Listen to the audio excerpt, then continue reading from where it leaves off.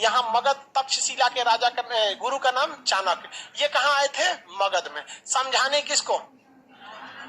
धनानंद को समझाने आए थे। और धनानंद को समझा रहे थे कि अगर ये सिकंदर यहाँ घुस जाता है तो यहाँ से आर्थिक विदोहन करेगा, आने वाली पीढ़ियों तक को बर्बाद कर देगा, आप इसको संभालिए नहीं तो बहुत दिक्कत हो जाएगा। अब इस बीच धनानंद नशे में था और ऑर्केस्ट्रा देख रहा था। कहता कि रे कहाँ का आया है ब्राह्मण। धनानंद इनको चाणक्य को उनका चोटी पकड़ के फेंकवा दिया बाहर। सोचो चोटियां नोच के फेंकवा दिया और नोचा तब खुल गया। बांधते थे लोग ना चोटी, वो सब खुल गया वहां पे।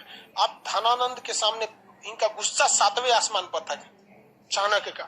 और चाणक्य ने वही कसम खाया था कि तुमने मेरी शिखा खोली है, इसको तब तक नहीं बांधेंगे जब तक तुमको इस धरती से ना उजाड़ देते हैं यहाँ पर। अब वहां से धनानंद चले आए वापस, सॉरी धनानंद कह रहे चाणक्य। और चाणक्य यहाँ आए कहां पर? अपने तक्षशिला में। और अपने सबसे प्रिय शिष्य जिनका नाम था चंद्रगुप्त, सबसे प्रिय शिष्य का नाम था चंद्रगुप्त को कहा कि देखो ये चोट्टा अपने मदिरा पान में लगा हुआ है, इसकी बर्बादी करना तो फिक्स है, छोड़ेंगे नहीं इस साले को। हमारा बाल नोच दिया, बेइज्जती कर दिया यहाँ पे, समझा गया चाणक्य ने। अभी पहला काम हमारा क्या है? सिकंदर। इसलिए दिमाग से उतर जाओ और हकीकत देखिए चाणक्य की। गुरु चाणक्य ने चंद्रगुप्त मौर्य को बताया ही नहीं था कि मगध में मेरी बेइज्जती हुई, क्योंकि गुरु को पता था कि जो मेरा शिष्य है इसको माइंड डेविएट हो जाएगा कि ये सिकंदर से बड़ा दुश्मन मानने लगेगा किसको?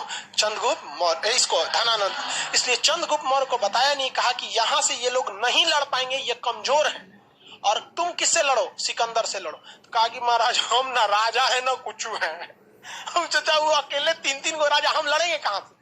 तो वहां काम आया अंधविश्वास। अंधविश्वास इतना भयानक चीज होता है कि किसी को डरा के रख देता है। गुरु चाणक्य और चंद्रगुप्त ये सिकंदर की सेना में ये बात फैलाने में सफल हो गए कि जो भी इस व्यास नदी को पार करेगा तो आगे भारत शुरू हो जाता है, मुख्य भूमि, और भारत देवों की भूमि है, यहाँ भगवान लोग का निवास होता है। बिना अनुमति को युद्ध की नीति से आता है तो भयंकर भयंकर बीमारी हो जाती है, आंख फूट जाता है, प्लेग हो जाता है, कुछ हो जाता है। तो सिकंदर का प्लेग हो जाता है, यहाँ कोनो हमारे यहाँ जादू टोना नहीं होता है। तब तक भोजन में चंद्रगुप्त मौर्य सिकंदर की एगो सेना को मारा, अब मार के उसकी वर्दी वर्दी पहन के गुप्तचर बन के घुस गया, क्योंकि भाई गुरु थे चाणक्य, उनको पता था कि किस तरह से ये अजात शत्रु ने वर्षकार की मदद से घुसकर वैशाली में हर एक जानकारी निकाल लिया। उसी तरह चंद्रगुप्त मौर्य को चाणक्य ने एक गुप्तचर बना के किसकी फौज में घुसा दिया? सिकंदर। और सिकंदर इस अफवाह को फैलाने में कामयाब हो गया और धीरे धीरे वहां के लोग डरने लगे। इसी बीच चंद्रगुप्त मौर्य ने खाने में जहर मिला दिया।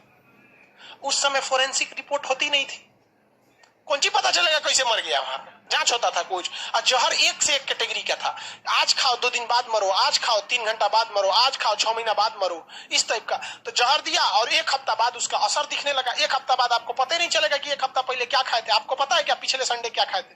किसी को नहीं पता। कौन ध्यान देता है यहाँ पे? और घुसा पूरा तरह से फैला दिया अफवाह को। और इस क्या कर रहा है सर, आपके क्लास देख कर आके उम्मीद जगी है कि अब हम भी पीसीएस का एग्जाम निकाल सकते हैं। हाँ भाई निकाल सकते हो। चलिए ध्यान दीजिए आप। सिकंदर की फौज में अब धीरे धीरे क्या फैल गई? अफवाह। और कहा गया कि चलो एक काम करो, जिसको जिसको व्यास नदी पार करना है चलो। तो व्यास नदी में घूम फिर के आया सब। जानते हैं किसको ले आया था सब घुमाने के लिए? जो उनके खानवा में जहर दिया था, टहल के आया सब व्यास नदी में, 1 हफ्ता बाद मर गया। चाणक्य का देखो देखो देखो यही होता है यहाँ पे, जाओगे लोग तो क्या हो जाएगा, मर जाओगे। तो अफवाह भी बहुत फैली गई। अब जब एक आदमी अफवाह से मरता है ना तो बहुत भयानक हो जाता है। आप देखे होंगे भारत में चोटी कटुआ का, पता नहीं कोनो का चोटी कटाया था कि नहीं, लेकिन अफवाह बहुत भयानक हो गया था लड़ी पर। अब यहाँ पे तो धनानंद ने किसको भगा दिया था? चाणक्य के। यहाँ चाणक्य अपने शिष्य चंद्रगुप्त मौर्य के साथ यहाँ अफवाह फैलाने में क्या हो गए? सफल हो गए। अब सिकंदर की फौज 2 कारण से, एक तो पूरी तरह से थक चुकी थी, लगातार युद्ध कर करके थक गई थी फौज। यहाँ इससे आम्भिक से लड़ी थी, लड़ने के बाद ना सरेंडर किया था, थोड़ा मोड़ा युद्ध हुआ था तुतु में। पोरस से बहादुरी से लड़ी थी और उधर से लड़ते हुए आ रही थी और दूसरे की जमीन पे बैठी है, टेंट में लगा के, नींद अच्छा से नहीं ना आएगा। उस समय व्हाट्सएप भी नहीं था कि घरे बतिया ले। कोनो का हाले फिलहाल ब्याह हुआ था तो घरे लौटना था बेचारा, फोन नंबर भी नहीं था उस समय, कबूतर खत ले जाते थे सब।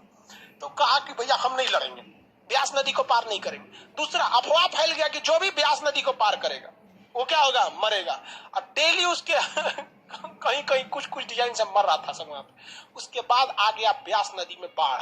अब ब्यास नदी लबालब हो गया। भारत की नदियों में बाढ़ आता है तो सोचा समुंदर बन जाता है। अब कैसे लड़िएगा। उसके बाद अफवाह ये फैला दिया गया कि धनानंद के पास हाथियों की बहुत बड़ी फौज है। हाथियों की क्या है, बहुत बड़ी फौज है। और सिकंदर हाथी लाया नहीं था, क्या लाया था, घोड़ा।